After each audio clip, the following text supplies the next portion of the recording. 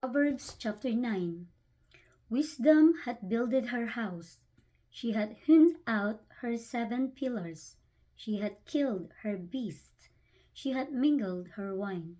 She had also furnished her table. She had sent forth her maidens. She cried upon the highest places of the city. Whoso is simple, let him turn in hither.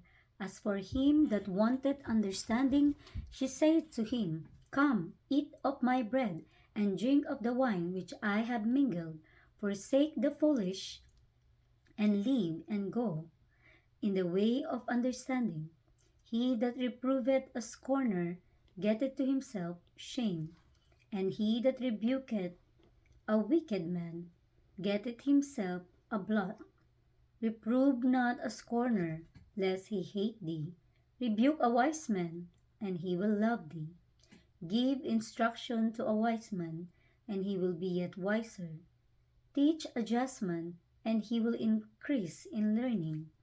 The fear of the Lord is the beginning of wisdom, and the knowledge of the holy is understanding. For by me thy days shall be multiplied, and the years of thy life shall be increased. If thou be wise, thou shalt be wise for thyself. But if thou scornest, thou alone shalt bear it. A foolish woman is clamorous. She is simple and knoweth nothing. For she sitteth at the door of her house, on a seat in the high places of the city, to call passengers who go right on their ways. Whoso is simple, let him turn in hither. And as for him that wanteth understanding, she saith to him, Stolen waters are sweet, and bread eaten in secret is pleasant.